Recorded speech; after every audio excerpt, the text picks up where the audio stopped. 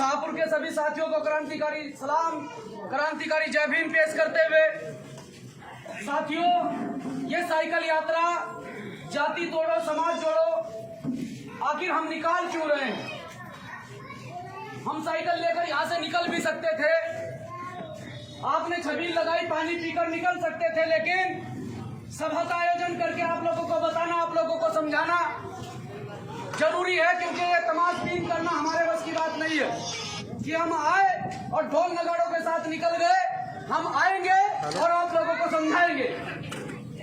जब तक ये बहुजन समाज अपने अधिकारों के प्रति जागरूक नहीं होगा, जब तक ये बहुजन समाज अपनी लड़ाई को नहीं समझेगा, तब तक इस बहुजन समाज का इसी प्रकार जाति के आधार पर, धर्म के आधार पर शोषण होता रहेगा।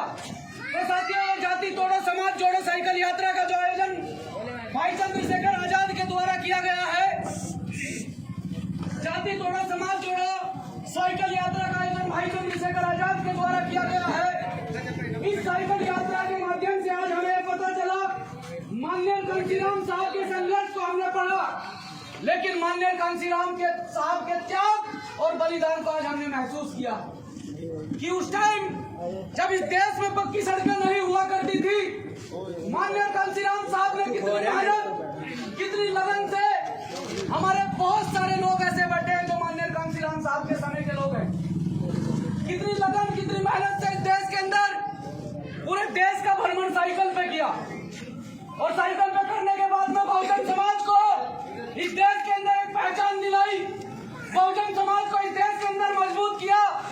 लेकिन उसी बहुजन समाज को हमारे नेताओं ने ठगने का काम किया है, उसी बहुजन समाज को कमजोर करने का काम हमारे नेताओं ने किया है। आज भाई चंद्रशेखर आजाद की ओर से भीम आर्मी भारत एकता मिशन, बहुजन समाज पार्टी के कार्यकर्ताओं की ओर से गांव-गांव जाकर ये साइकिल यात्रा के माध्यम से हम आप लोगों को बताना चाहते हैं कि जब से देश में भाजपा की सरकार है, जब से प्रदेश में भाजपा की सरकार है, लगातार आपके अधिकारों के साथ में छेड़खानी हुई है, लगातार आपके अधिकारों के प्रति कुठाराघात हुआ है। आपको पता चले ना चले, लेकिन एक पढ़ा लिखा युवा समझ सकता है कि आखिर देश के अंदर हो क्या रहा है। कि पिछले 2 साल से देश के अंदर लॉकडाउन है। एक पत्रकार बंधु मुझसे सवाल करते हैं कि देश के अंदर कोरोना जैसी महामारी के चलते भी आप कोविड-19 की गाइडलाइन को फॉलो नहीं कर रहे हैं। मैंने उनसे सवाल किया कि पहले तो आप चाटुकारिता बंद कर दीजिए, आप भाजपा के गुण गाने बंद कर दीजिए। जब कोरोना काल में भाजपा का एक मंत्री हजारों की संख्या में रैली निकाल सकता है, तो क्या हम साइकिल यात्रा नहीं निकाल सकते? तो मैं आप सभी साथियों को यह कहना चाहता हूं कि पिछले 2 साल में इस कोरोना काल के माध्यम से जो प्री प्लान सरकार ने इस देश के अंदर लेकर आई और प्री प्लान तरीके से इस देश के अंदर पूर्णतः लॉकडाउन कराया और 2 साल इस देश को बर्बादी की कगार पर लाकर खड़ा किया, आप समझ भी नहीं पाओगे कि आपके बच्चों के साथ में कितना बड़ा खिलवाड़ हुआ है। आपके बच्चों को पूरी तरह से शिक्षा से वंचित कर दिया गया है, आपके बच्चों को पूरी तरह से शिक्षा से वंचित कर दिया गया है। मेरी माताएं बहनें जवाब दे कि कितने बच्चे ऐसे हैं जो प्राइमरी स्कूल में पढ़ने वाले बच्चों के स्कूल खुल रहे हैं। जब भाजपा के मंत्री रैलियां कर सकते हैं, भाजपा के लोग सड़क पर आकर आंदोलन कर सकते हैं, भाजपा के लोग गुंडा राज स्थापित कर सकते हैं, तो देश के अंदर स्कूल क्यों नहीं खुल सकते? देश के अंदर स्कूल क्यों नहीं खुल सकते? ये सवाल है हमारा भाजपा सरकार से।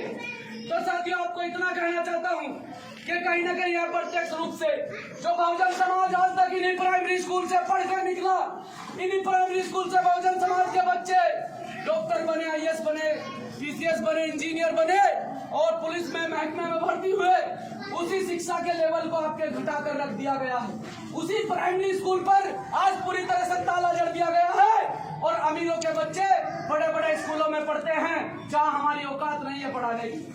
अमीरों के बच्चे बड़े बड़े स्कूलों में पढ़ते हैं, उनके पास में डिवाइस है, लैपटॉप है, मोबाइल है, वो ऑनलाइन शिक्षा अपने बच्चों को दिला रहे हैं। लेकिन आप मुझे एक बात बताइए कि आपके घर में कितने लोगों के घर में 70-80 हजार रुपए का लैपटॉप होगा? कितने लोगों के घर में 20 20-20 हजार की कीमत वाला मोबाइल होगा। आज 400-500 रुपए की दिहाड़ी करने पर व्यक्ति मजबूर है इस लॉकडाउन जैसी स्थिति में, क्योंकि रोजगार तक छीन लिया गया है। आप लोगों को आप ही के देश के अंदर गुलाम बनाने की साजिश रची जा रही है कि आप इस सरकार को अच्छी बताए और जीना ही सिर्फ और सिर्फ जीना ही अपना अधिकार समझे। आप ये समझ रहे कि देश के अंदर हमें खाना मिल रहा है, रोटी मिल रही है और हम जी रहे हैं, हमारे लिए यही बहुत है। इससे बाहर निकलिए, संघर्ष कीजिए। संघर्ष ही आपकी पहचान है। जब तक आप संघर्ष नहीं करेंगे और भाजपा जैसी सरकार के खिलाफ मोर्चा खोलने वाले एडवोकेट चंद्रशेखर आजाद के हाथों को मजबूत नहीं करोगे, तब तक आप लोग ऐसे ही कहीं ना कहीं आपके अधिकारों के प्रति ये सरकार साजिशें रचती रहेगी। आज अगर अपोजिशन का कोई काम कर रहा है, पूरी तरह से पूरे देश के अंदर अगर कोई विपक्ष का काम कर रहा है, तो भाई चंद्रशेखर आजाद कर रहा है, भीम आर्मी कर रही है। ये आपको समझना पड़ेगा।